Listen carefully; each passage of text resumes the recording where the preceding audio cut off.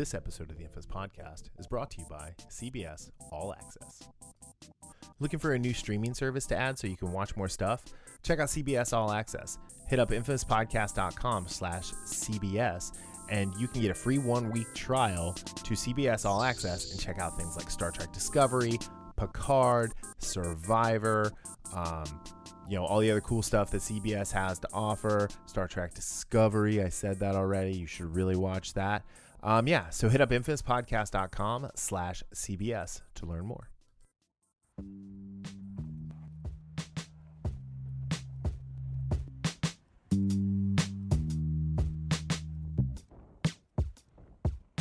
Hey, welcome back to the Infamous Podcast. This is episode 238. I'm Brian.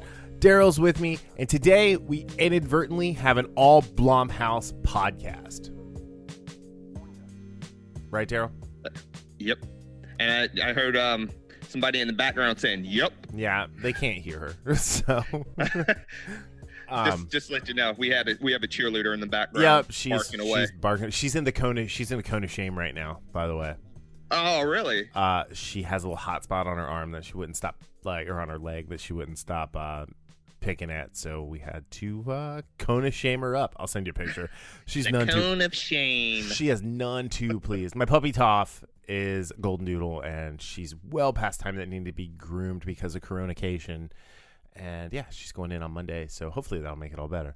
But quick story. When I had my boy Cooper, my cat, in the cone of shame, and he had a catheter for a urinary problem. This was like 5 years ago.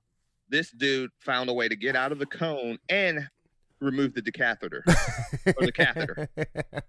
Like, I woke up and it was like he was in the bathroom, because they let me bring him home, and everything was strewn about. I'm like, dude, really? Gross. Welcome to Pet Talk with Brian and Daryl. Every Saturday. This week on the episode, we're talking about our pets. And he's looking at me like, now, right? Like, did you tell him that story? How dare you, sir? How dare you? Anyway, all right. So when I say we inadvertently came up with the Blumhouse, all Blumhouse podcast today, we usually record on Thursdays. We're recording this on Saturday, so the day before it comes out. So to our Patreon, Julian at the Infamite level, hey, dude, sorry you didn't get your episode on Thursday. You'll get it as soon as we're done recording today for the early release by less than 24 hours. Anyway, we were kind of sitting around like, what do we want to talk about this week? Last week, there was like so much news, right? Like so much news happened. Right. This week, like, nothing was happening. Plus, I don't think either one of us were really online very much this week. So that definitely had a part to play in it. Yeah, the biggest news was the Henry Cavill stuff, which, like you said, technically he did not. Yeah, I don't think that's news.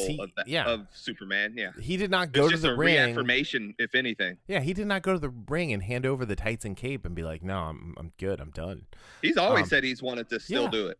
Anyway, so we were kind of going back and forth, and then I just got this wild hair because I was looking at iTunes, and The Invisible Man was like the #1 movie, and The Hunt was like the #4 movie, and I hadn't seen either one of them, and I really wanted to watch both of them, and I texted Daryl, I was like, why don't we talk about these two?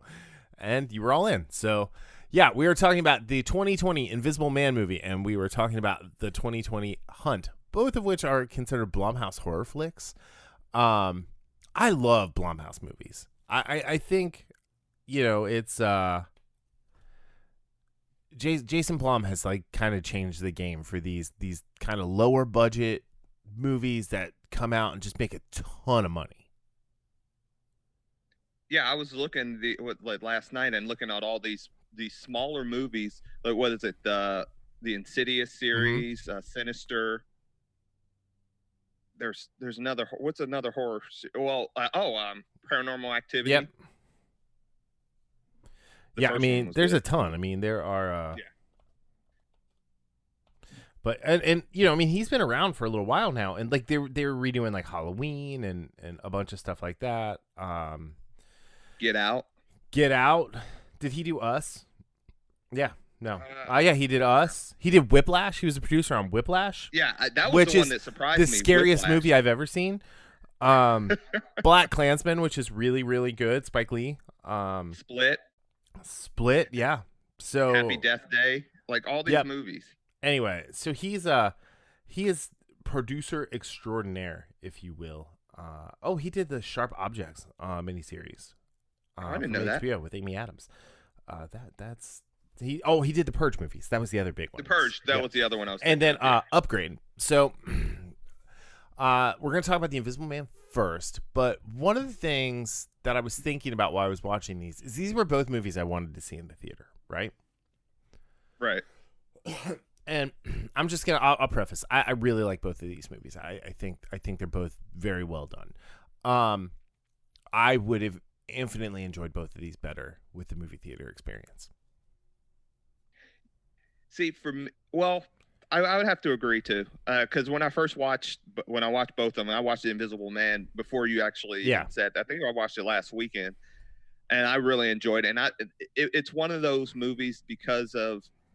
And we'll talk a little bit more about like just the sound and the setting. Mm-hmm. Just seeing it on the big screen from a movie technical perspective would have been even better. I think the tension that is built during that movie would have been much better in a place where my wife couldn't keep coming in and be like, "Can you come look at this?" No, I'm watching a movie. Leave me alone.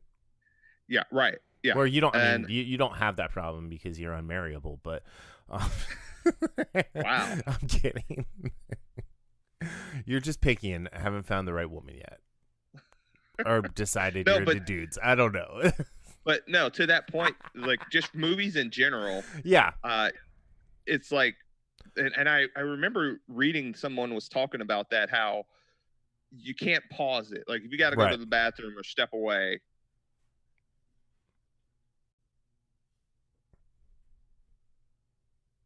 To step away for something like, oh crap, I got to get the food out of the oven or whatever. You can't do that.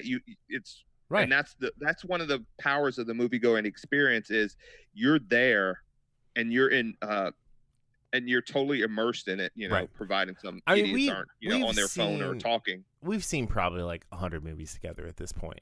Like how many times have you ever seen me get up and go to the bathroom? I know, right? Yeah. I only do it for it's the litmus test. If I don't like a movie, I'll get up and I'll go pee. Like, it's like, all right, great. I really don't. It's like, oh, God. Age of Extinction. Jeez. Anyway, what was it? The one with Tom Cruise. It was like the last one or Tom Hanks. It was the last one of the Dan Brown novels.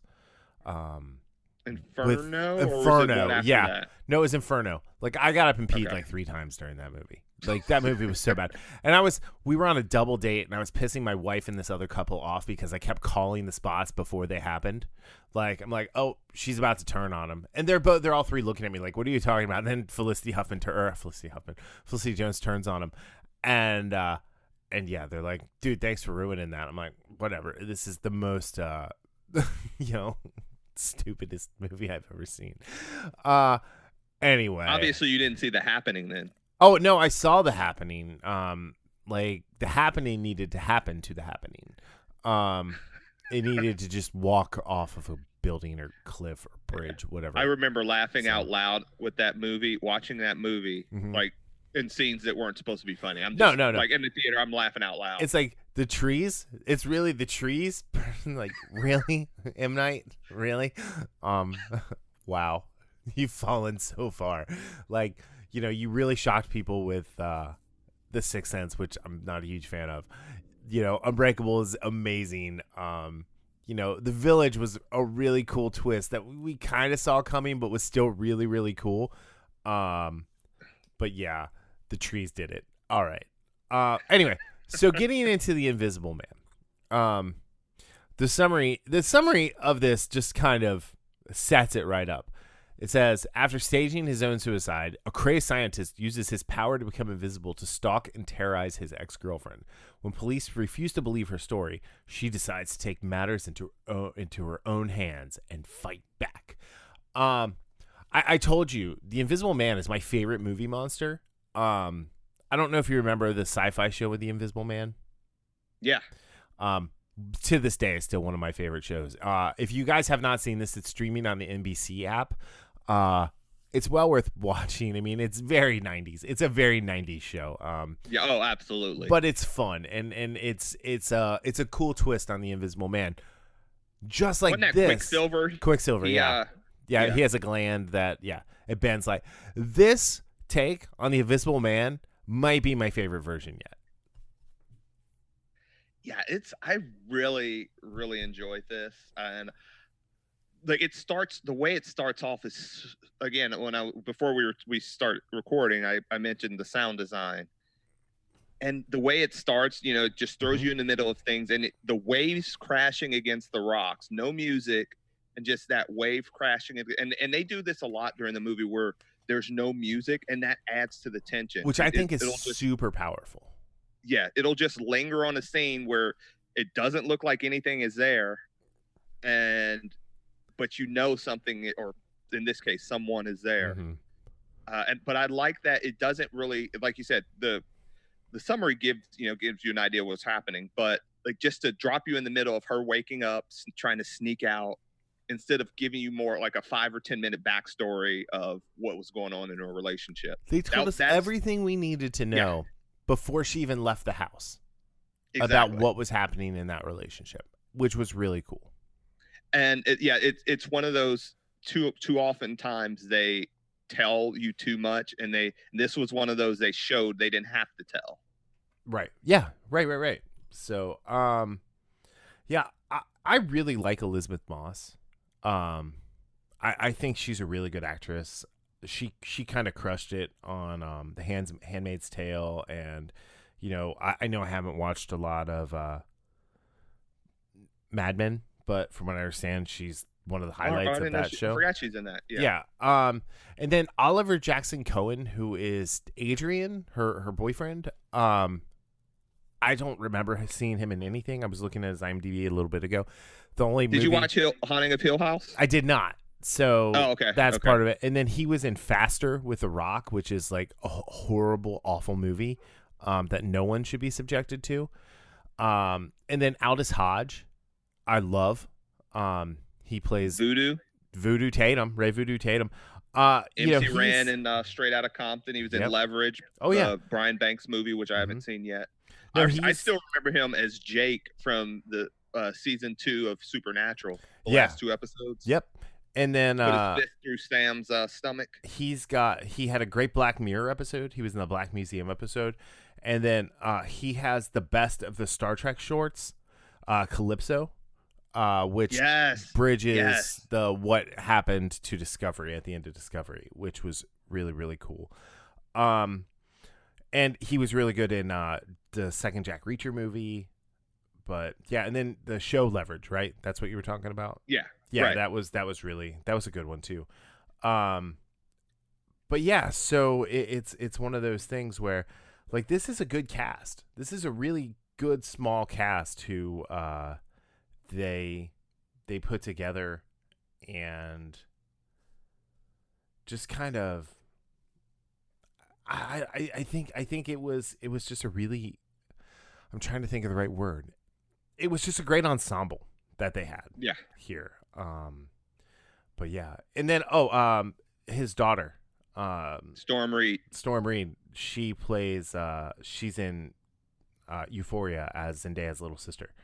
And she was in A Wrinkle in Time. Yeah, which I did not watch that one, but I watched half. I couldn't get past the halfway mark on that one. Hey, Haley went to see it, and she came home and she's like, "Yeah, no, this was I did not care for this, Dad."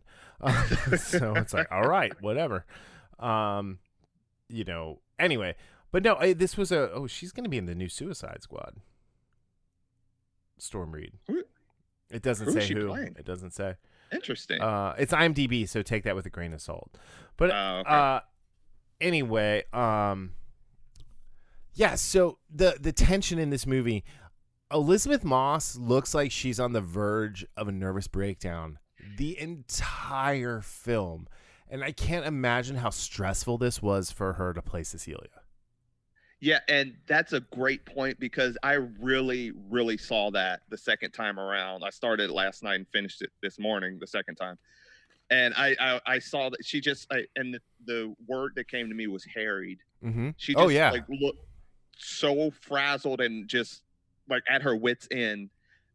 That's yeah. Think about like someone is like a sociopath controlling ass munch, to quote Castiel from Supernatural, another Supernatural thing.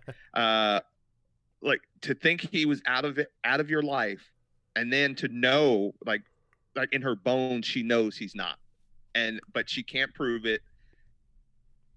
It's that's as good of horror without, and again, and it, like as far as horror goes, supernatural things, like not the show, but just like when you see, you know, ghosts and demons and stuff like that, tend to be, for me, you know, it's sometimes it's funny, but every now and then a good one is like really eerie. Yeah. This is on that level, even because I think it's because it's more personal. It's that personal relationship of her, and again, he is her monster. He is absolutely a monster. So like go back to like Hollow Man, right? The Kevin Bacon Invisible Man take. Right. It's a much larger cast. It's a much bigger kind of story. And I think it gets lost in its own way in a lot of that film. And the fact that he gets like super rapey, which is gross. You know, and then this one, it's like you said, it's really personal. It's her trying to get away from this guy who she doesn't even know what he can do. Right. Right? Like she has to drug him with diazepam and get away. And, you know, he still is able to like almost catch her. And punches a hole, like, and punches through the car window. Yeah, he goes straight up John Kreese and, you know, punches that window. And then she honks his nose and he passed out. That was a really strange take. You know, I thought that was weird. It's like, okay, I'm still on board. He came running up and scared the shit out of me. And the best thing about that is you notice you never saw him.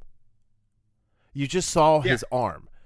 And I think if they would have showed, we don't see Adrian's face into the last 7 or 8 minutes of the movie, right?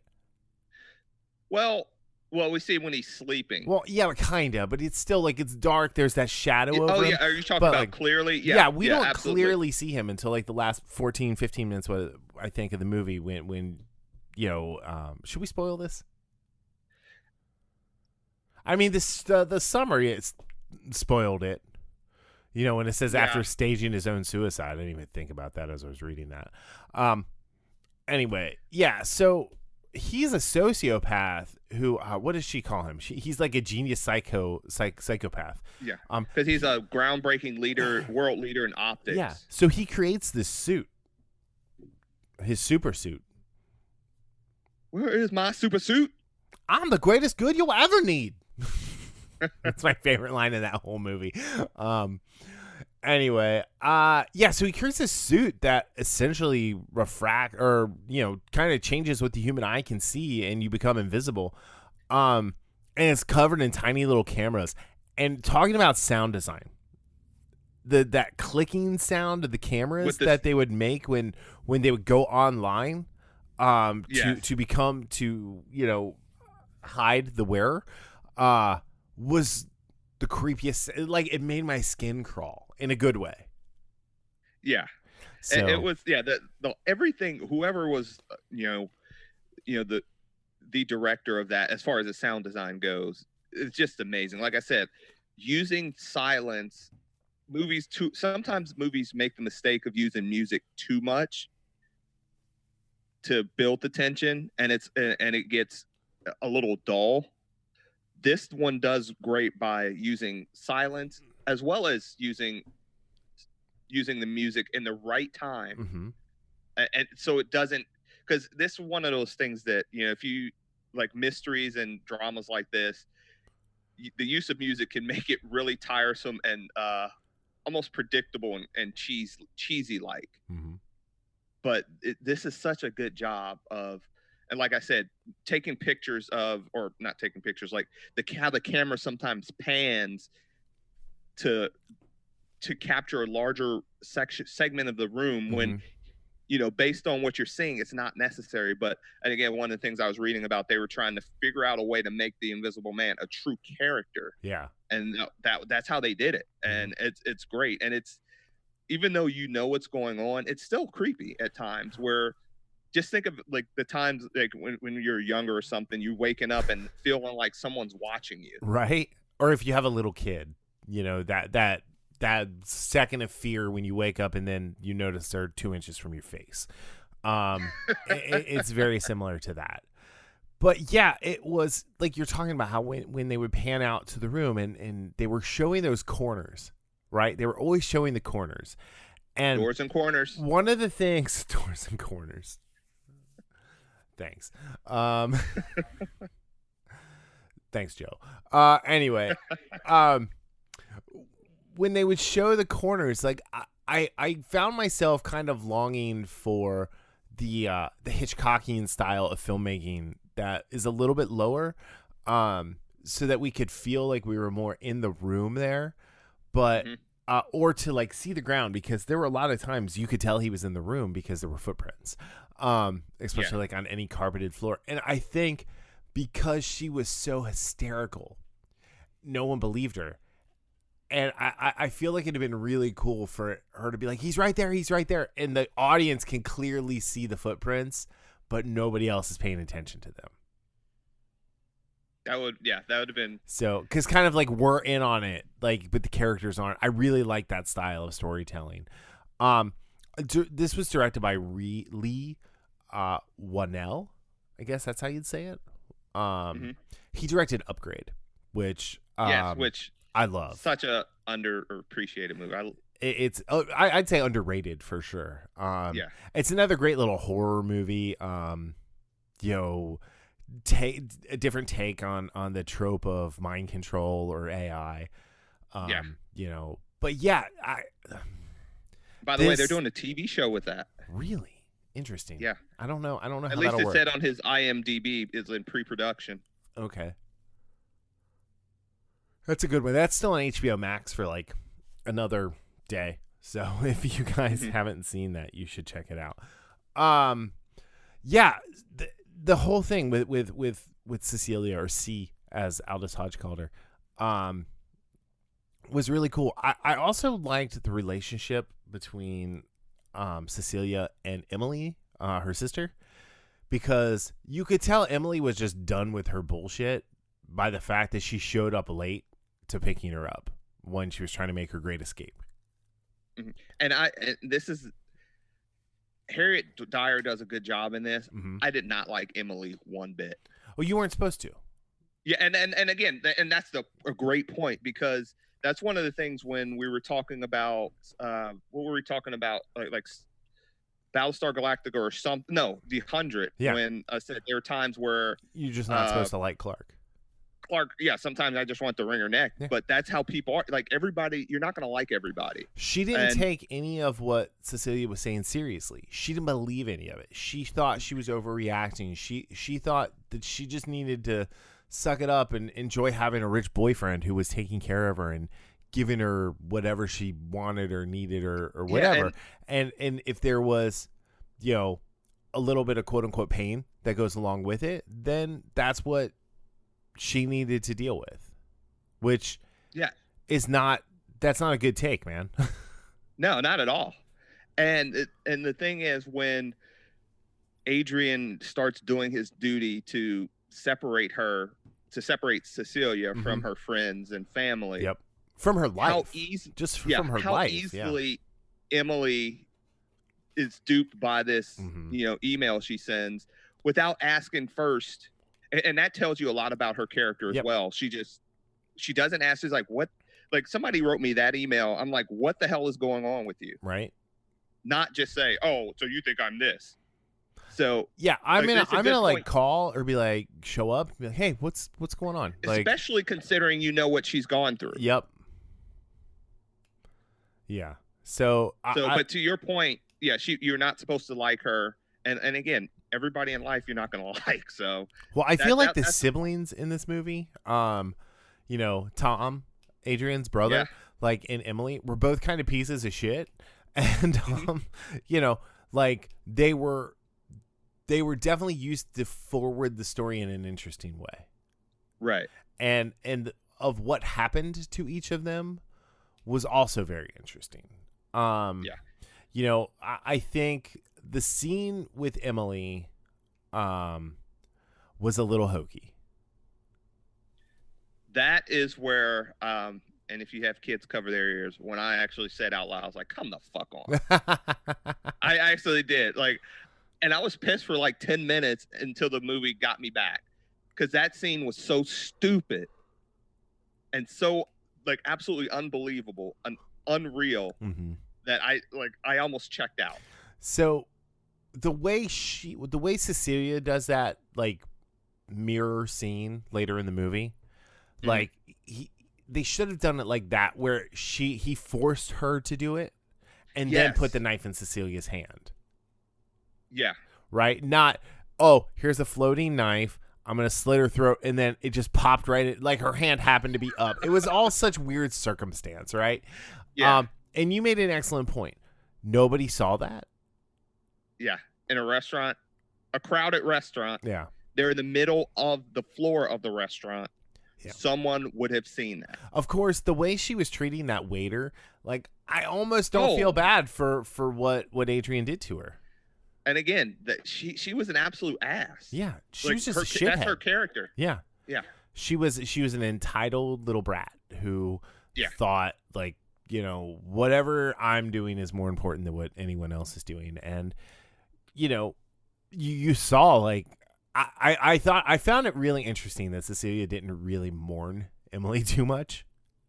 No, not really. Not really at all. Like, and especially at the end when she got out. You know, it wasn't like, oh, let me look back at all these people who got hurt during this. No, she just kind of went on with her life. Her and James kind of, you know, walked off into the sunset platonically. Then Tom. So Tom was an interesting character. Tom Griffin, who was played by Michael Dorman, who is another one I'm not familiar with. He was the brother in I remember him in Daybreakers. I didn't see that. Yeah. Oh, okay. I mean, it's a decent vampire flick. Nothing to. Yeah. It's okay. Okay. So. He was a just slimy, greasy lawyer who, you know, but you know, the minute he's telling her like, so, you know, she runs off. So Cecilia runs away from Adrian. Adrian allegedly kills himself. And in his will, he leaves her $5 million. It sets up a trust of $5 million for her. And so Tom is telling her about this. And the minute he said, as long as you don't commit any crimes, it's like, oh, they're totally going to frame her for something. That sounds familiar. There was another show that on Netflix. What was that called? Tiger King? Yeah. Somebody about the will being changed? Right.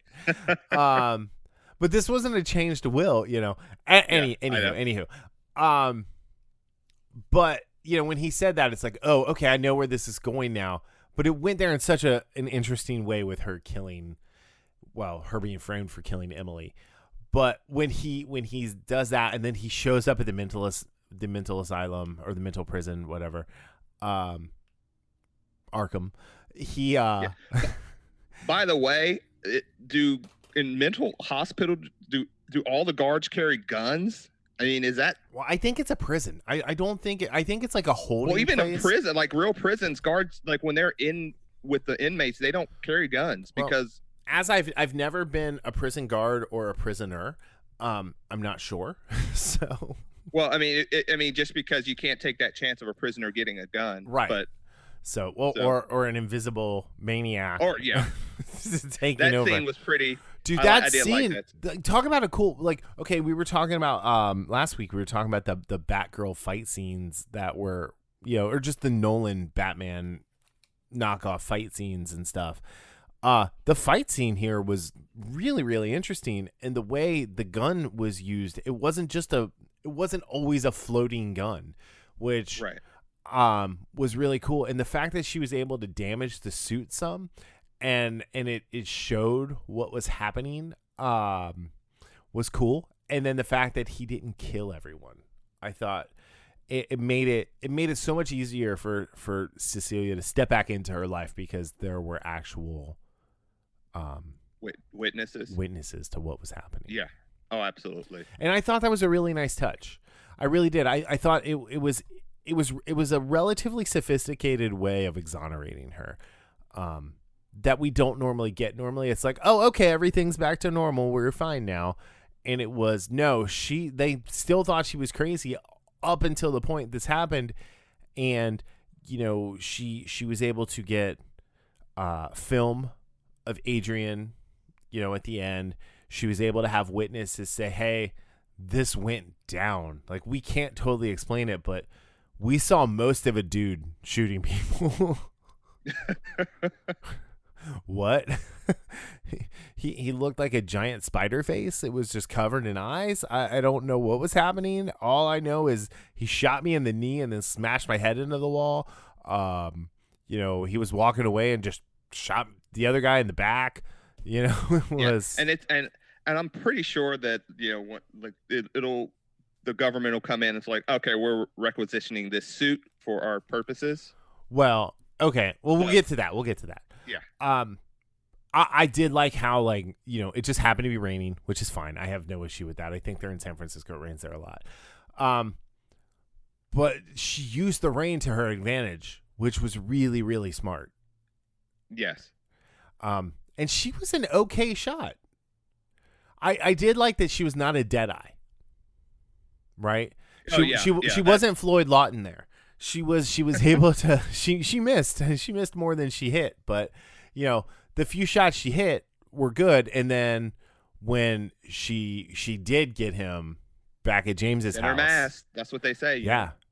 So I will say that suit, and again, most of the time he was on carpet, but there were a couple instances where it was on wood floors, and I'm thinking, does that suit have like just automatic muffling or something? Got the little padding, I guess, in the feet. Maybe he had on like Skechers or something. I don't know. Like, I mean, that's just one of those little things. He has those ninja shoes that have the big toe and the second toe cut out from the rest of the foot. He had those. But yeah, I get that. Like, and I'm okay. Like, I can overlook that kind of stuff, right? Yeah, that's one of those things I just laugh at because, again, you're not gonna. I don't care what how much attention you pay to detail. Yeah, there's going to be little things that, you know, for a movie's sake, you need to kind of suspend or put to the wayside. So, all right, and one more thing I want to talk about before we talk about the end of the movie. Her Uber driver who takes her all the way out to the house for her to do her little reconnaissance. Yeah. How terrified did he have to be? Like, you get this kind of manic woman getting into your car, you drive out to this big estate, and she's like, I need you to wait here. I might be 2 minutes. I might be 20 minutes. I don't know. But things are going down. So that's bad enough. And then you actually see him in the rear view when she was like, I don't know how much time I have, when she was talking to her sister. Right. He was like, okay, what did I get myself into? Right. I'm going to give this passenger 1 star for being terrifying. But yeah, it was a very interesting scene, and I think it's a very modern scene, and I don't know if we're going to look back at The Invisible Man in 2028 and be like, oh, that's a really dated reference, kind of like Iron Man with MySpace. Right. And the one thing I did like about it is they kind of subvert the expectations when he's turning around, and it takes him forever to turn around. Mm-hmm. And I'm wondering if Adrian's going to be able to do something, and he never does. No. So I kind of like that, because a lot of times a movie will make that mistake and just say, okay, well, we're going to have him. Yeah. But you needed her to get to, the house. Yep. And I'm pretty sure the Uber driver, he's an invisible hand punches through the window. I don't think he's going to the house. I think he's going to the police after that. So oh, absolutely. It makes sense. And again, it built that suspense. And like, this movie was a little more, a lot of times these movies are just right on the nose, right? Hollow Man, for example, was right on the nose. Right. H.G. Wells' original, the original Invisible Man movie, H.G. Wells' Invisible Man, was right on the nose. This one, it had some nuance to it that I didn't expect. Yeah. It has a lot of restraint, which I appreciated. And while I did not like Get Out very much, I thought it was just a take on the Stepford Wives. It does have a tremendous amount of restraint to the movie that did let me enjoy some of it. Right.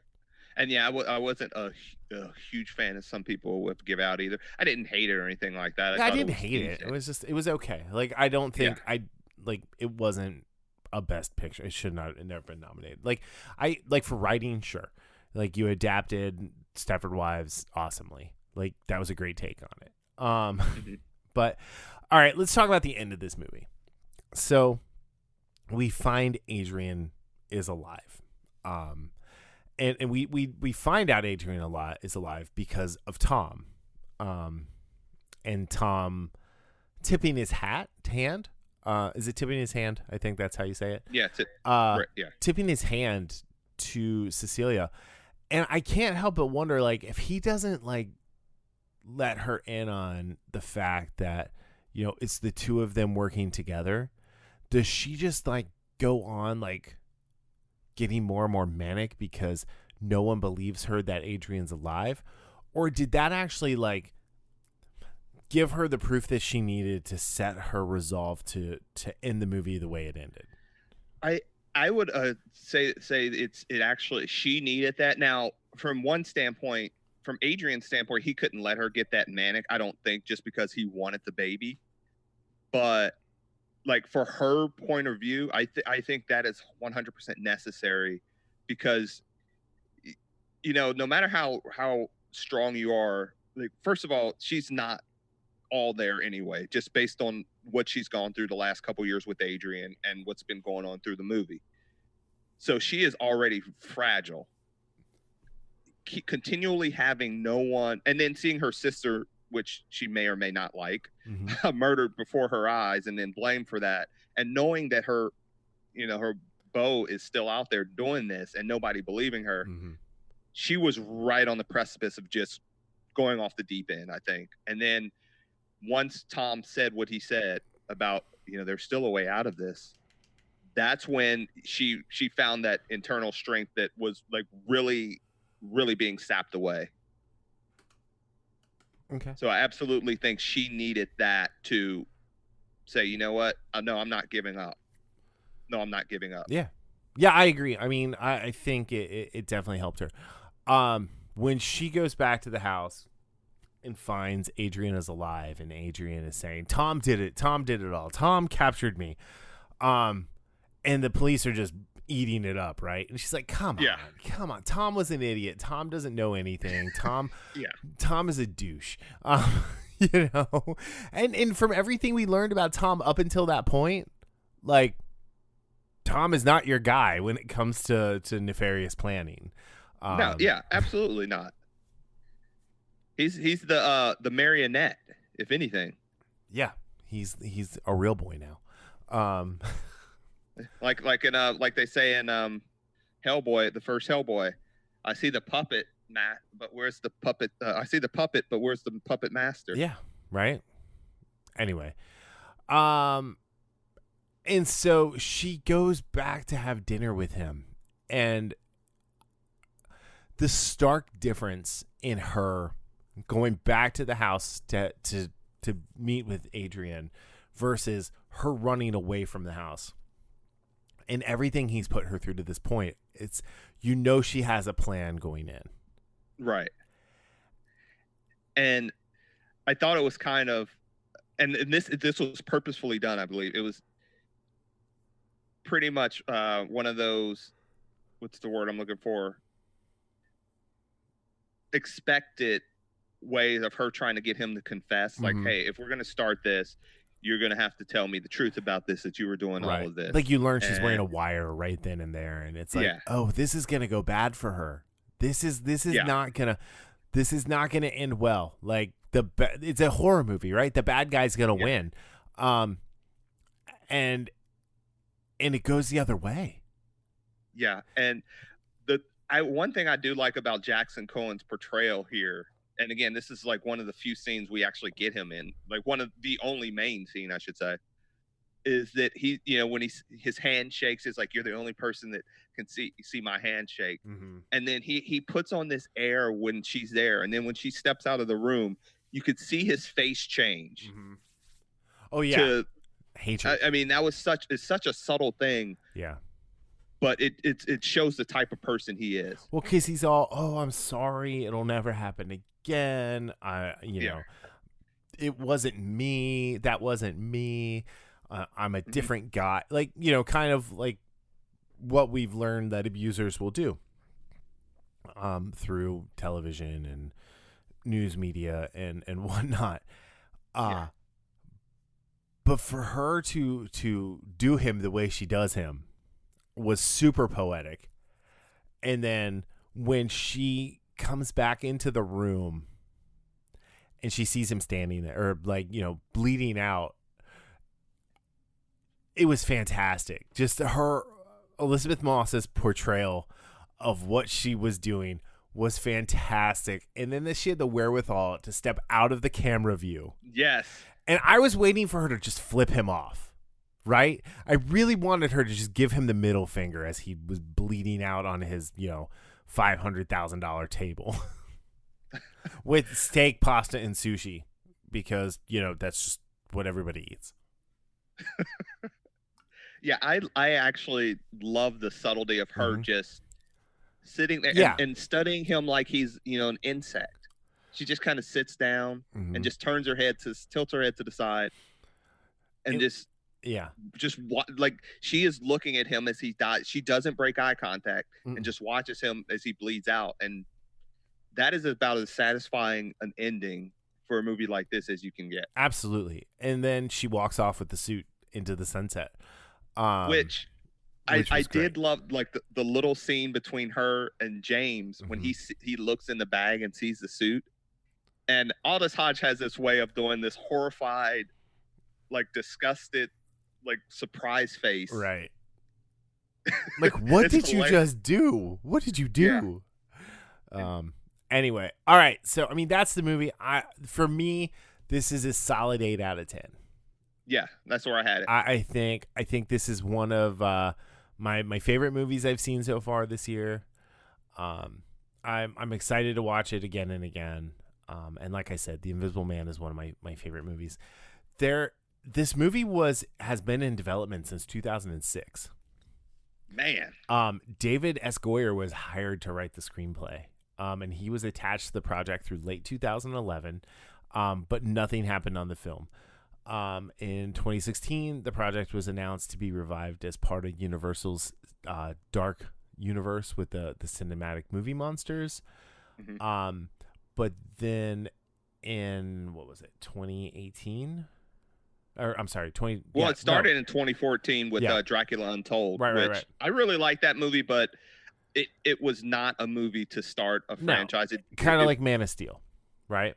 Yeah, exactly. Yeah. So anyway, in January of 2019, Blumhouse sat down with Lee Winnell, and it was gonna Johnny Depp had been attached to star, and they had said he was not going to star. In March of 2019, Elizabeth Moss started negotiations to star, and then Storm Reed, Aldous Hodge, and Harriet Dreyer later joined with Oliver Jackson set to play the role like way later. Like he was set to play in January. Principal photography started July 16th of 2019 and ended on September 17th. So it's a relatively like long shoot for what this movie was. It was shot in Sydney. And Lee Winnell has a great story. He says in a quote, "It was weird. This film came about in a really random way. It wasn't like I was plugged into some kind of world building. I just finished up Upgrade. They called me in for a meeting with some of these Universal and Blumhouse execs. I go to the meeting and they didn't really talk about Upgrade. I mean, they said they like it and they moved on. So I'm sitting on the couch thinking, what am I here for? What is this meeting about?" And they start talking about the Invisible Man. So, you know, it just kind of, I feel like once they found the story, and once they got Elizabeth Moss on board, and like this all came together really, really well. So this actually did open February 28th, so right before Coronation started. It got pushed up. It was supposed to come out on March 13th, but they moved it up 2 weeks back in August, before they knew any of this was going to happen. Mm-hmm. And this was one of the first, the two movies we're talking about were the first two movies that were prematurely released to streaming platforms in response to Coronation. It made, what did it say here? So its worldwide total was $124.5 million on a $7 million budget. Wait a minute. So that's what it made at theaters before it got pulled out? This movie was doing well. On its first night, it made $8 million, or it made almost $10 million on its Thursday release. Or I'm sorry, on Friday, on the Friday release, that includes $1.65 million from the Thursday night previews. It did $28.9 million, winning the box office its first weekend. Again, this was a February movie. These movies aren't expected to make billions of dollars. The fact that this movie came out and did what it did in its first weekend, 28.9. It only lost 46% of its box office from the second weekend to 15.1 million. But the worldwide box office did well for this. And I imagine, because this doesn't have any of the numbers from iTunes or Amazon or Vudu or, any of the other ones out there. Any services. Yeah. So I can imagine this movie made a lot of money when it's all said and done, because anyone who rented this for $20, it was up for rental for weeks for $20. Yeah. And it was one of the top trending things on iTunes since it came out. That was one of those, and we talked about this. We talked about both of these. I refuse to rent a movie for $20. Oh, I'm not renting a movie for $20. But when it was $14.99, I did not hesitate to buy it. Oh no, me neither. And I would have bought it. I would have bought it for $20 because I would have bought it for $20 as well. I bought The Way Back for $20. I bought Birds of Prey for $20. I would have absolutely. I would have even paid $25 to get this early. Yeah, and to be 100% honest. Yeah, and again, I don't know if that hurt them or not. I don't think it would help them at all as far as from the box, but it's one of those things that I wonder how many people. I would love this. Be curious to see the numbers, the streaming numbers of things like this. And again, this would be something we talk about. We talked about a couple weeks ago in a podcast, just how this type of the Coronation may or may not affect movies going forward. Yeah. I mean, we've talked about this. I will say though, I would have definitely enjoyed this more in the getting that initial introduction to the movie in the theater experience. Yes, absolutely. But yeah, let's see. So it's got a 91% on Rotten Tomatoes on 325 reviews. That's pretty good. Rotten Tomatoes is not, the be all end all. The AV Club gave it a B+. I think that's 100% fair. They praised Elizabeth Moss. Nicholas Barber from the BBC gave the film 2 out of 5 stars.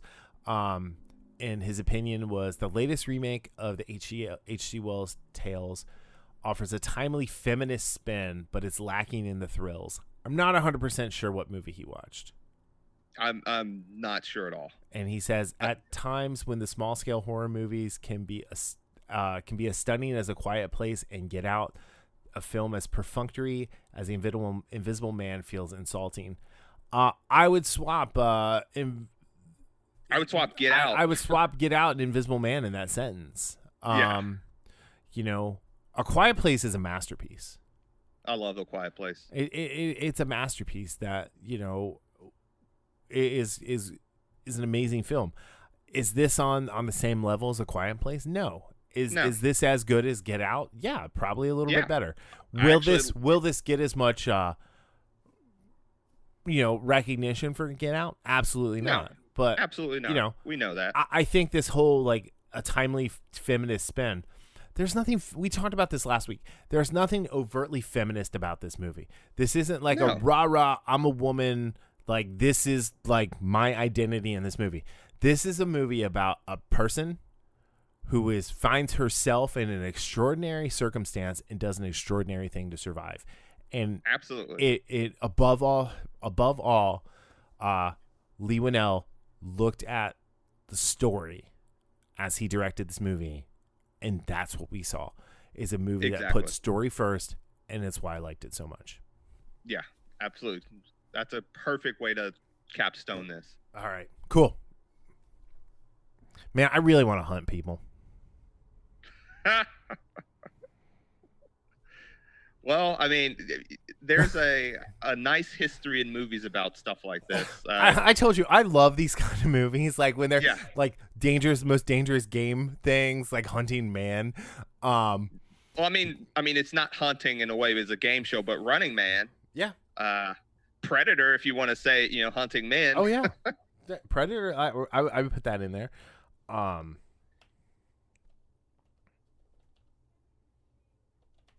Sorry. The Ice-T Rutger Hauer Surviving the Game is a horrible movie that I love to death. Which has one of the greatest endings of Manhunting Man ever, I have to say. But the hunt. I'm going to go through the summary for this one again.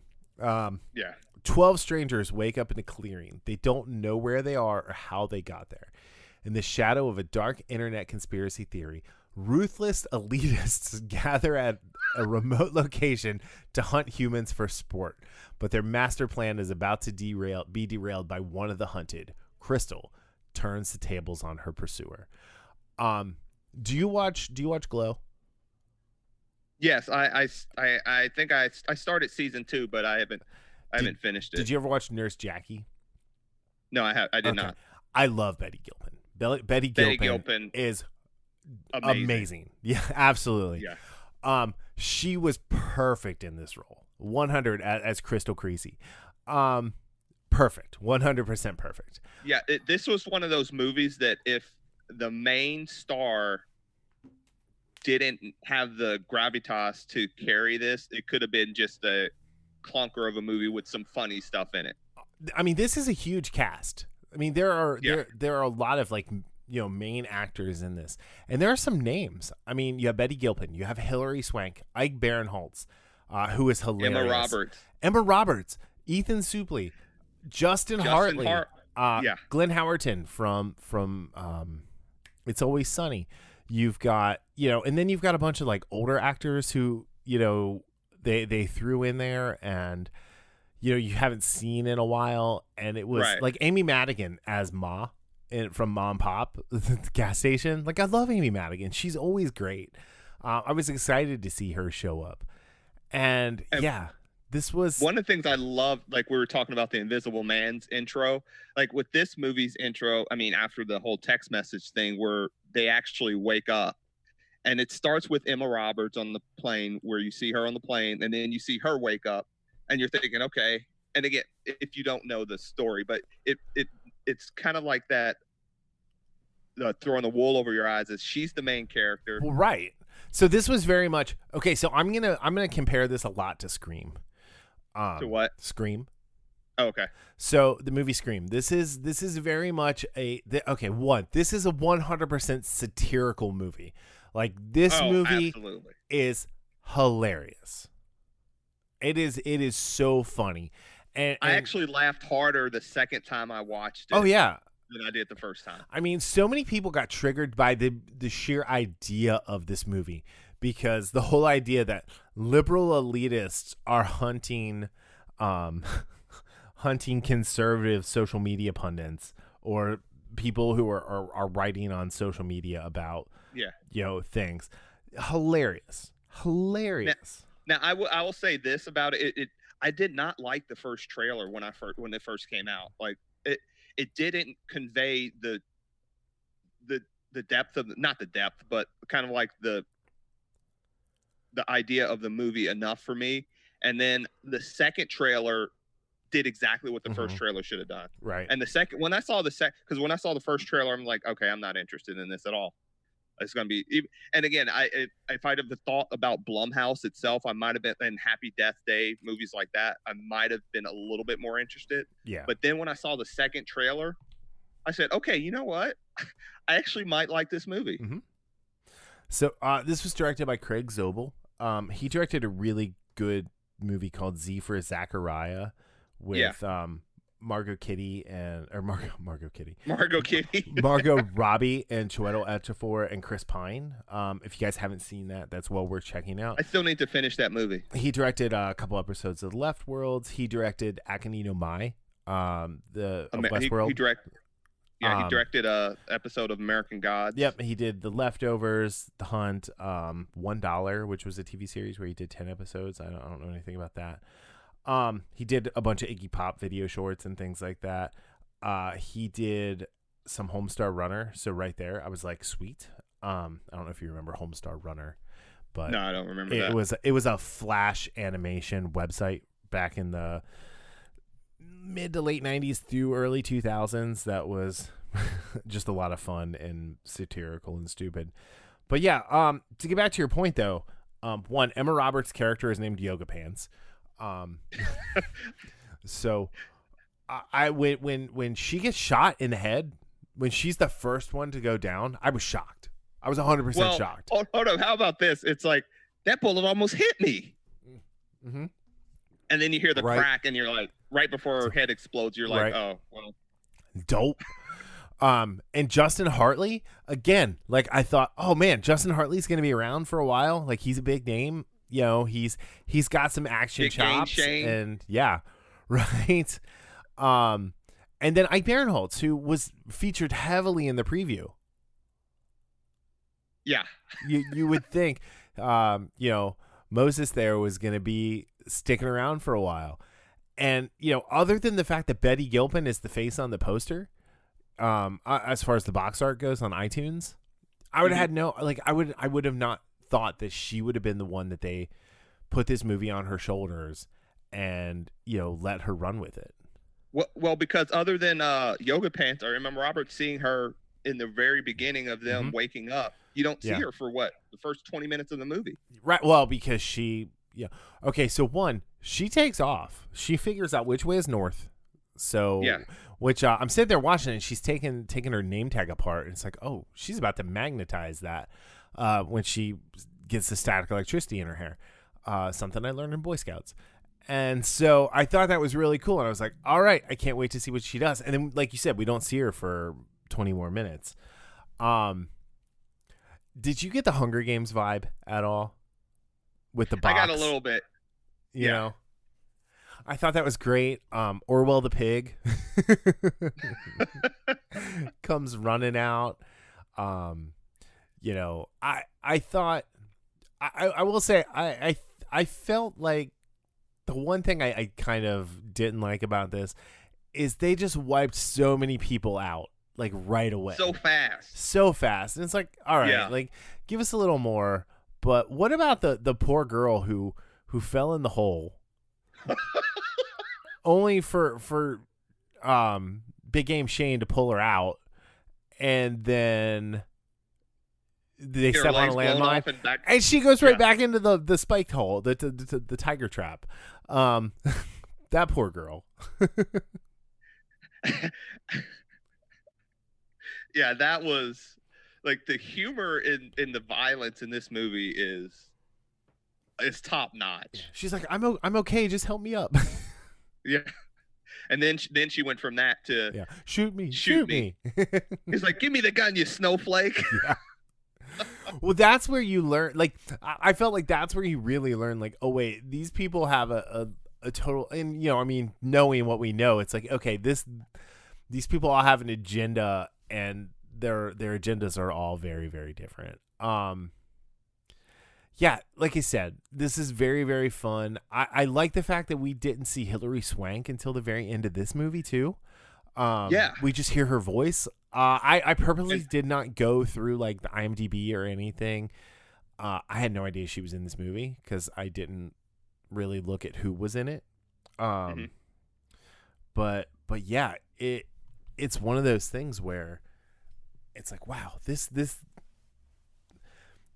is not a special movie by any stretch of the imagination, but it is definitely a well thought out, fun satire that we got from Damon Lindelof and Jason Blum and Nick Cuse. Yeah, it's like a 90-minute version of Mad Magazine. Yeah. Just focusing on one topic. Oh yeah, this is spy versus spy. Yeah. If you look at Hilary Swank's character versus Betty Gilpin's character, what is it? It's Athena versus Crystal. Yeah. Athena, goddess of the hunt. Yep. Well, yeah. So And this all. so Sorry. Go ahead. I was about to say, and I was just going to talk a little bit more about like for a movie like this to have such fun and good action sequences as it does was probably the most surprising thing for me. And again, the best part of this movie is definitely Crystal, which I like how we get fed her piecemeal, and just she's one of those, she doesn't like talking, right, because it's a waste of time, right, as Ethan Suppley / shut the fuck up Gary realized, right.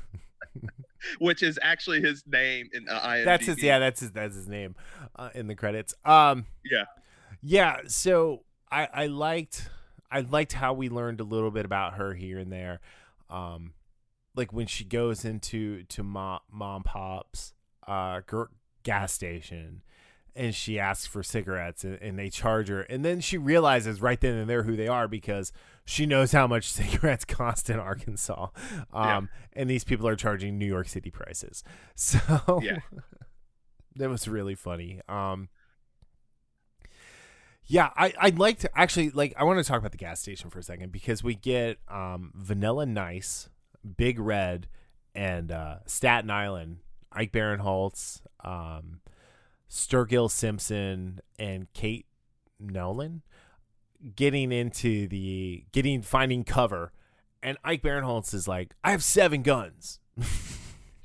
It's like, oh my God, I have 7 guns exactly for a situation like this. Where are we? And all of that.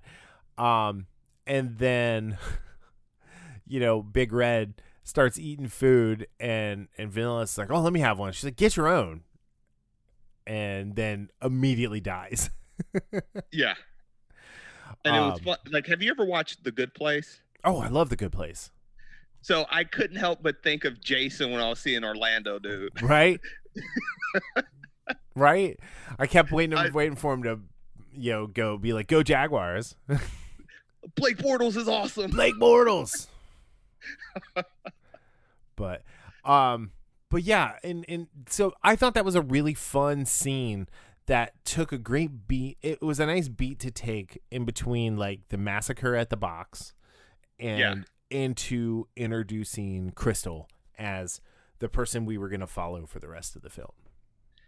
Yeah, and this is important with Crystal. I was kind of concerned at first, and again, this is how the movie just kind of slowly gives in tidbits about her. I don't think it was until she notices the tripwire on the car where I say, okay, she must have been in the military. Yeah. Or something, like a cop or CIA. She has training. And which makes her reveal, or the twist in her character at the end so juicy. Which we'll get to. Yeah. The grilled cheese speech. Right. Yeah, exactly. And then you get Ethan Suplee showing up with a machine gun, taking out the drone. And he's all proud of himself. And she's like, dummy, now they know where we are. Well, they can't see us. Well, they don't need to see you now that they know where you are. Right. Yep. So, the whole riding the rails. And I have to say, he was great. When they're on the train, he's like, oh, come on, these are crisis actors. Crisis actors. It's like talking about his podcast. Yep. So, it made me think, like, would that be Daryl? Yelling about the meat crisis actors, since you're so right wing. No, I'd probably be Crystal, honestly. Yeah. Oh, okay. With all your military training. No, but I have a particular set of skills, though. Yes, you do. And, it's cleaning up the catheter that your cat took out. Yeah, dude. Hey, don't make me bring my machete into this. Oh, and okay. yes, I do have a machete. Yeah. And you walk around and you go, machete. And you named it Martha for some reason. That's so weird. But no, so the crisis actors thing, and I did like when the Chechnyan police, military, whatever, stopped them, and they're taking the refugees off the plane, and the one guy's like, come on, just be cool and we'll get out of this, and I'll even give you a head start. And then the guy comes back over and he immediately starts speaking Arabic again. And it's like, oh wow, like these people do not want to get caught, or there's something else going on here. And so it was just a nice layer, Yeah. And no, we'll probably get to this a little bit later, kind of like the flashbacks we get with the whole elites, which is hilarious. And how their lives got ruined because of a leaked text message. Yeah. And it is just, and again, one of the things that I mentioned before, I love this movie is just because it makes fun of the left and right, and how once you get an idea in your head, right, no matter if you get the proof that it's a joke or you get the proof that it's just wrong, people still hold on to that fact that I'm right. Mm-hmm. And Hillary Athena says that, like, and we'll talk more about the grilled cheese speech, but she says that, she's like, the difference between me and you is I'm right. Right. And that is like a perfect like that's a microcosm of like all the lunacy that goes on with politics and people like not being able to converse with the other side in an intelligent manner. I mean, you brought up before we started recording, you compared this to something, and I thought that was a really good comparison. What's that? You forgot what you compared this to already? What did I compare it to? You compared it to South Park and Family Guy. Oh, how there is an equal opportunity offender. Like there's no political agenda in this movie. Again, hearkening back to last week or a couple weeks ago, there's no political agenda in this film. The whole point of this movie is to make you laugh, plain and simple. Yeah, and that's how Mad Magazine was as well. Like in the sense of the one thing it is, and that's how comedy should be. Comedy shouldn't be about picking sides like you see a lot of the late night talk shows are now. They make fun of the right side, but they rarely make fun of the left. It should be about digging into everybody. Yeah, comedy is comedy, dude. Like and like Jimmy Fallon right now is in trouble. I don't know if you saw this. He did 20 years ago. 20 years ago, and I don't know if you saw Jamie Foxx's response. No. So he came out and he was like, that's not blackface. He was doing an impression. He was doing an impression of Chris Rock in 2000. It wasn't just, he was all made up. He was in a costume. He does a fantastic Chris Rock impersonation. That's what he was doing on the show. And then Jamie Foxx went on to talk about how when he was on In Living Color, they all dressed up as all different races and creeds. And it wasn't blackface or yellowface or whiteface or whatever. It was impressions. And, I think that's an important distinction to make because in this, like, they're not making fun of liberals only. They're not making fun of conservatives only. What in the text, what they call the president was the rat fucker in chief or whatever, was hilarious. And it's like, yeah, that's exactly what like that side says. And then when you have Gary, shut the fuck Gary run around calling people crisis actors, guess what? Yeah. That's what that side says. And it's funny. Like when you can look at both sides objectively, it's funny. It's funny because they're all idiots. Plain and simple. Yeah, and again, like just because I believe X, Y, or Z doesn't mean I can't laugh when somebody makes fun of it.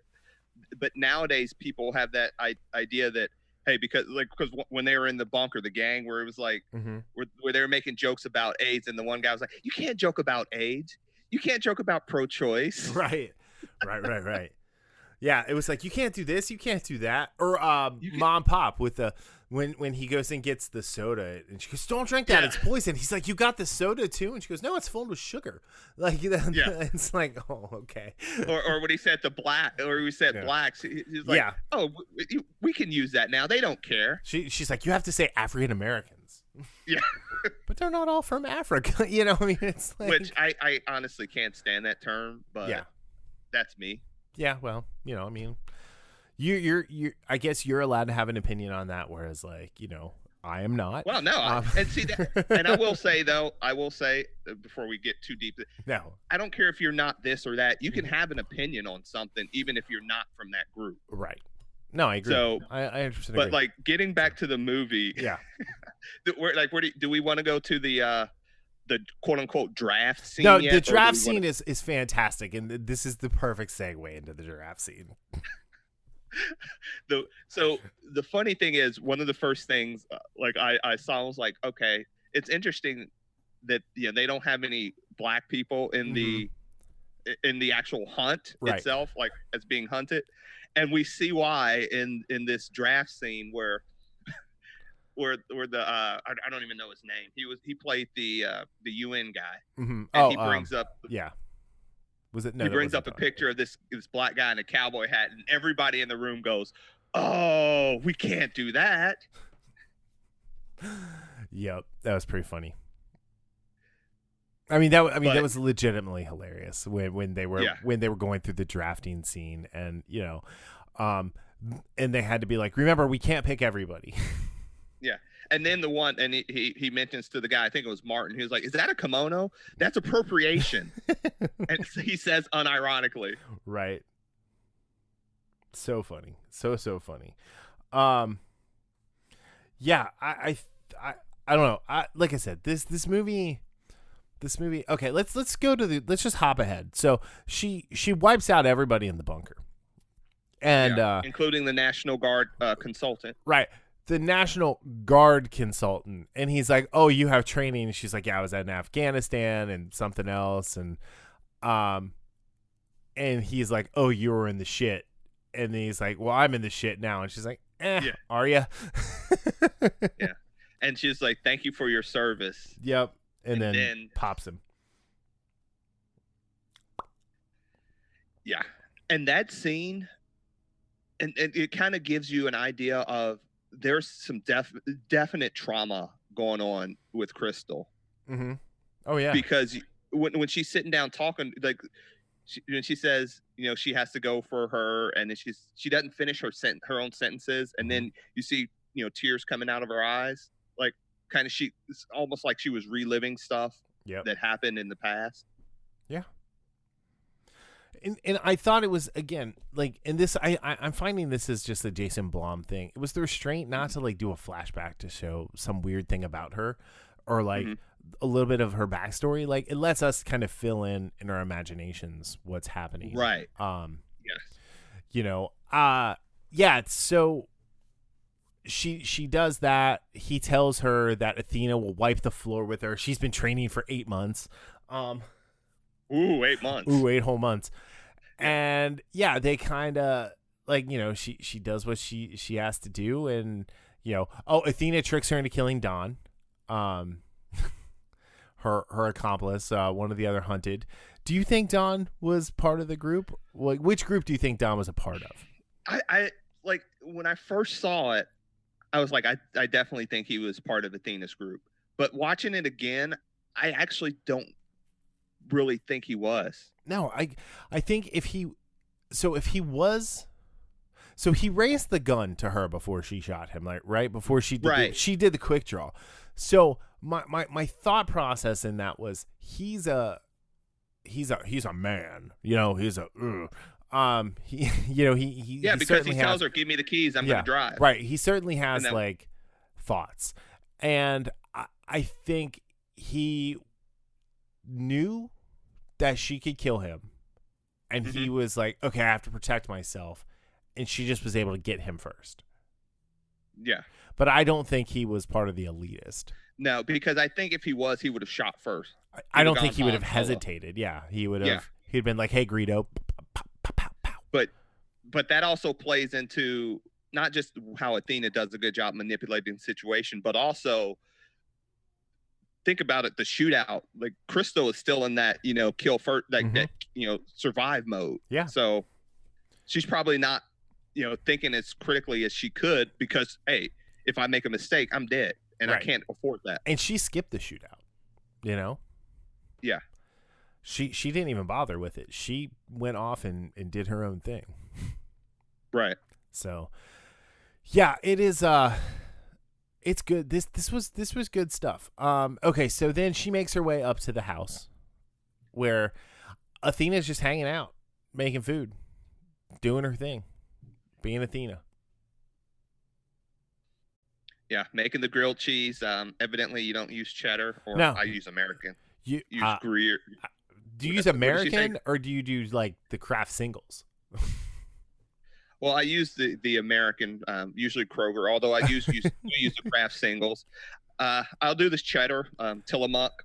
Yeah. Usually. Okay. I love Tillamook cheese. I really like Havarti in a grilled cheese. That's not bad either. Yeah, and Swiss. Havarti, a couple slices of Havarti and a couple slices of Swiss, and I'm good to go. Oh, now I want a grilled cheese. I know, me too. I had a Reuben last night. It was so good. Oh my God, I can't remember the last time I had a Reuben. Because we went out to a restaurant. Oh. Anyway, it was great. We walked right in. We sat down. We ate. It was. Oh, absolutely. It was fantastic to not be in my house eating a meal. Anyway, so Athena's kind of giving her the whole like lowdown of what's going on, and why she picked her, and why did you call me Snowball, and it turns out she's the wrong Crystal. And I love how Crystal just listens, and you watch her face, and like when Athena's so arrogantly going over all this stuff, like your mother did this, your dad was a drug addict, meth this, meth that. And then Crystal's like, I didn't want to interrupt your little grilled cheese speech, but you got the wrong Crystal. Like, you done fucked up. That was like her tagline in that, because she said it a couple times. She said it a couple times. She said that to Ma before she blew her up. Mm-hmm. But I just love that. Athena refused to believe her too. And that's the point I was talking about earlier. When somebody gets something in their head, you can show them all the proof in the world. Sometimes they're just not. It doesn't matter. They're going to still believe what they believe. And those are people I just don't engage with. It doesn't matter about movies, politics, video games, religion, whatever it is. If they're, and you can usually tell if they're that type of person, I'm just like, okay, we don't have to have this conversation then, because it's a waste of my time. Right. No, you're right. You're absolutely right. I don't know. I mean, like, I think you have to be open to conversation. And this movie is one of those things where, like, if you are so far up your own butt that something like a movie is going to make you mad or whatever, then don't watch it. Snowflake. See, I don't even think that's it. I think it's just, lighten up. I mean, I'm just saying, I was actually doing that just kind of like sarcastically. Oh, I know. But, the fight between the two of them was brutal. Man, it was brutal. How fun was that fight? Like, they used everything in that house. My favorite part of the fight was when Crystal was about to throw Athena through the door, and Athena stops. She goes, hold on, it's unlocked, and opens the door. Yeah, she was like, no more windows. It was like, oh my God, this is so funny. Although she made a great save on that wine, man. Yeah, that was some NFL receiver type hands right there. Well, I mean, it was a very rare bottle of champagne, and so was it like 1907 or something? Something like that. It was. There were only 3 bottles left, and it was hundreds of thousands of dollars a bottle. So, but yeah, that fight and that choreography for the most part was. I mean, it was so much fun. Mm-hmm. I mean, just using pots and pans, throwing the. Like the wireless speaker, right? I mean, they used everything in the book. The little wooden hanging lights, Yeah. The one part that kind of like got me like it wasn't squeamish, but I was like, oh, is when she trapped her forearm into the gun. Oh yeah, I thought she was gonna like rip out like some skin, which she didn't. Which was like, I was like, again, thank you, restraint. Right. So. Although they didn't do the restraint with the eyeball earlier, with the heel and the eyeball. No, they did not. But that's okay, because like you did have to show a little bit of gore with all of this. Oh, they showed a lot of gore in this. Yeah. So a lot of slit throats. But to your point, yeah. Sorry, go ahead. But to your point, they didn't show it as much as they could have. They definitely could have gone overboard with the violence. Or with the gore, I should say. The violence was overboard in a good way. I mean, like, we're talking like Saw, right, versus Saw 3, right? Saw is, there's actually not a whole lot of gore. It's mostly imagined, like, because again, it's very Hitchcockian. Whereas Saw 3 just goes full torture porn. And it's funny you said that, because Saw 3 I stopped watching halfway in because I'm like, I don't want to watch this torture porn. That was the last. That was the last movie I watched. And that's Saw, exactly what that's exactly why I stopped watching it. I'm like, I don't want to. I like violence as much as the next guy, but like torture porn is not. I don't like that. Like Hostel. Like I watched both Hostel movies, and I still don't know why. I watched the first Human Centipede movie, but I fast forwarded through most of it because it was disgusting. No, there's no way I could watch it. I would watch that movie. No way. So, like, I almost threw up at one point. Anyway. Oh God, I'm about to throw up just thinking about this. Getting back, anyway, a little off tangent, but getting back to the hunt. So she sticks her with a thermometer, and then the blade of a food processor, right? Okay, yeah, that's what that was. I was trying to figure out what that was. And I did not realize, I thought she stuck the food processor blade in her shoulder, and she got her with the thermometer in the stomach. Until, it's the other way around. Yeah, but the first time I saw it, I thought it was the way you just said Okay, so yeah, like, I don't know if that was like a mistake where they're like, oh wait, no, it's better if it's here, but let's not reshoot that scene. Let's just do this. Which I'm okay with too. But when she sticks her and she's like, "Hi, I got you," and then she's like, "Bring it in for a hug."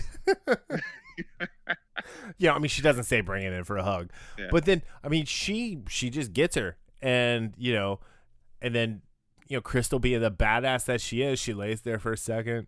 She gets up, she cauterizes the wound. Oh, and we can't go without talking about their conversation while they're quote unquote dying. Is like, why do you call me Snowball? And she mentions George Orwell. He was racist, or he's a bigot. And she's like, but Snowball was an idealist. And then she was like, you've read Animal Farm? And it was kind of like that moment where you sometimes, like, someone on the opposite side, and you see that they have, they're not a monster. Mm-hmm. Yeah, like you have actually more in common than what you really think. And that was like the last. She was like, and then, I think she asked her about, and were you the one that, were you like the real Crystal or whatever that we were looking for? And she's like, nope. And then she's like, and then Athena's dies. Mm-hmm. And I thought for a second I thought Crystal was going to die, and I'm like, man, don't do this. No, she gets back up. She cauterizes the wound. She goes around. She picks out a fancy dress. She gets some jewelry. She does her hair.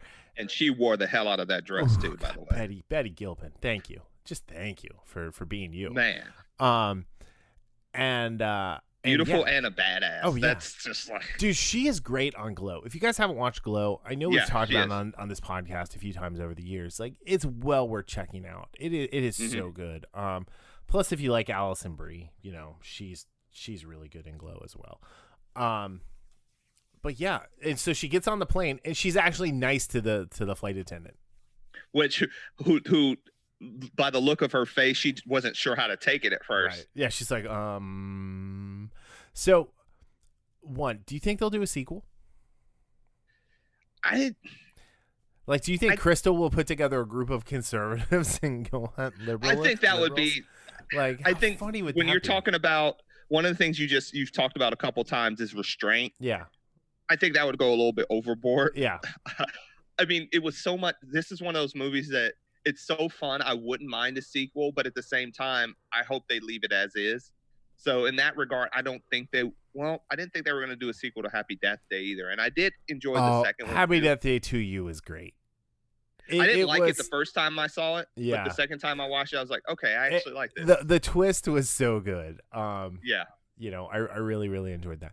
All right, so just kind of notes on this one. It was a $14 million budget, and its box office only did $6.5 million. Keep in mind this was right before Coronation, like even closer than the Invisible Man. Invisible Man. So yeah, but it debuted to 5.3 million, finishing 5th. I don't think this was expected to be a huge movie anyway. But the noteworthy thing about its opening weekend, it is the lowest combined grossing total since October 1998, when all films only totaled 55.3 million. In large part to societal restrictions and regulations due to Coronation. So yeah. This came out alongside Bloodshot and I Still Believe in theaters.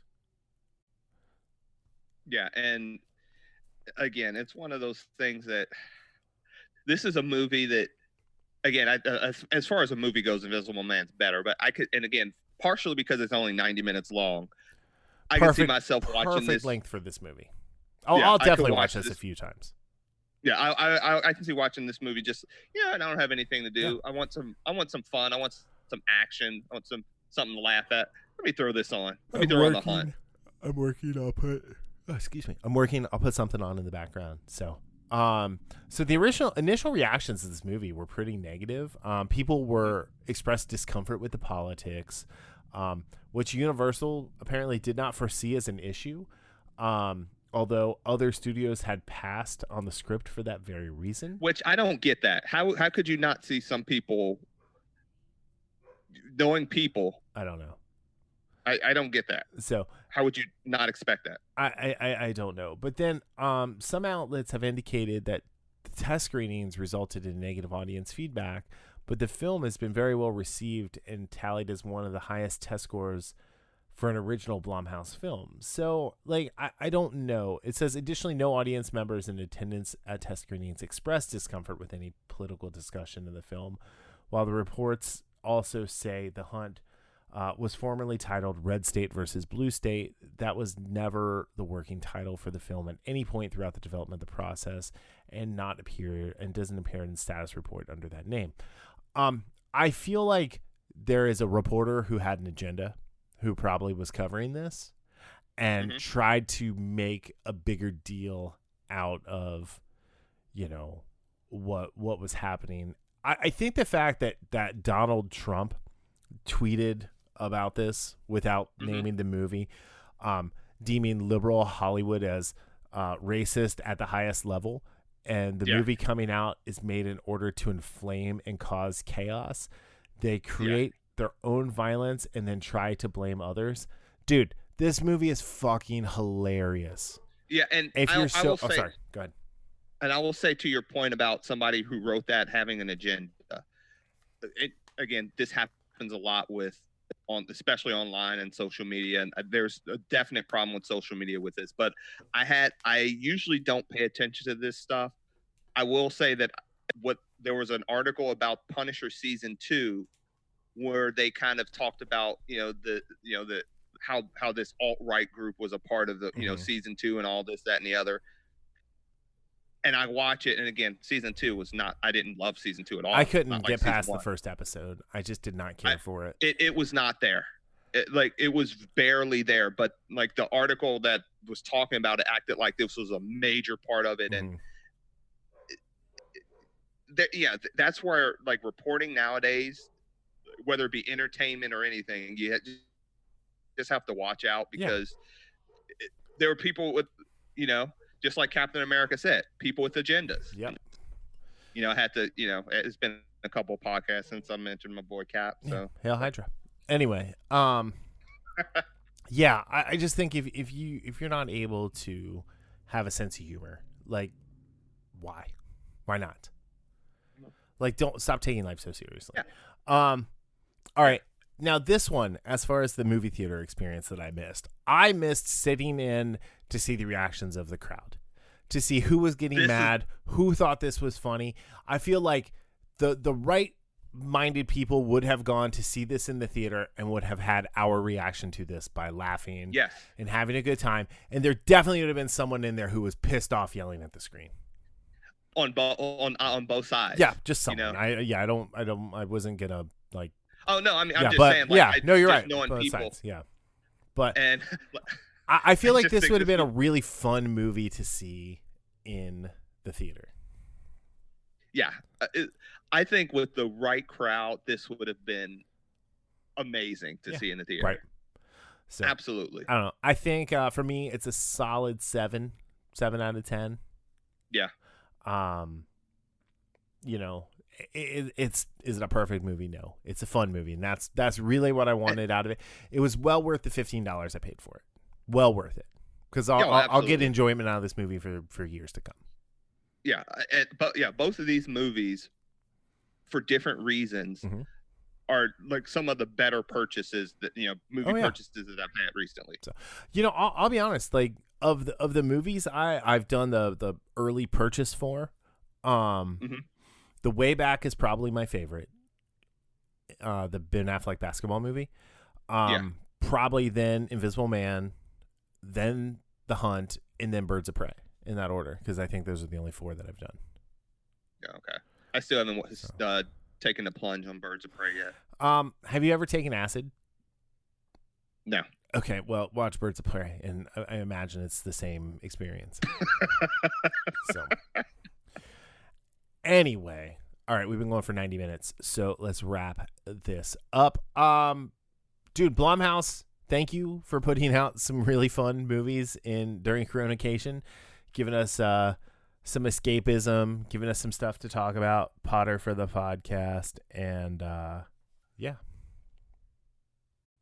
Any last words? Yeah, no, just look, if they keep on making movies like this, I mean, they're on the other side of A24. Yep. Like A24 makes a lot of really good low budget movies that are just like really strong movies, and Blumhouse is in that same boat. I mean, obviously generally different types of movies, although they have their horror too. But they're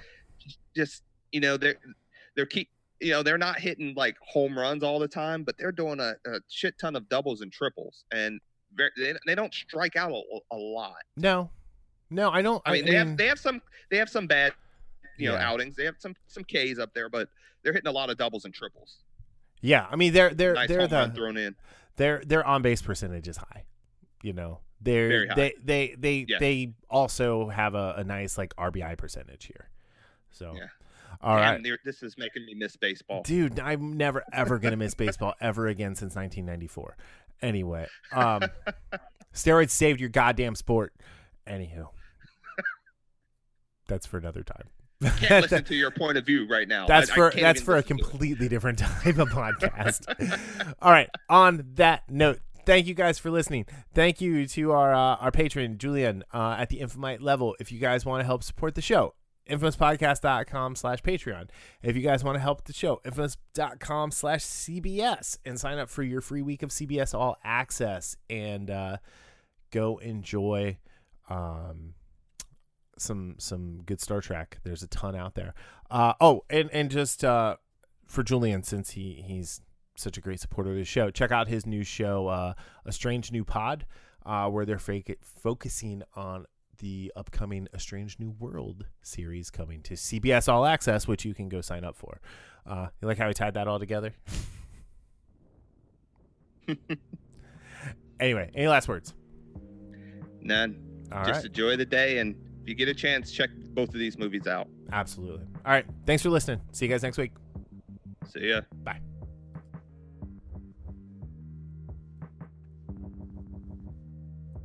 The Infamous Podcast is recorded in Kings Mills, Ohio, just north of Cincinnati, with new episodes out every Sunday. You can find more information about the show online at infamouspodcast.com or on Facebook, Twitter, and Instagram as @infamouspodcast.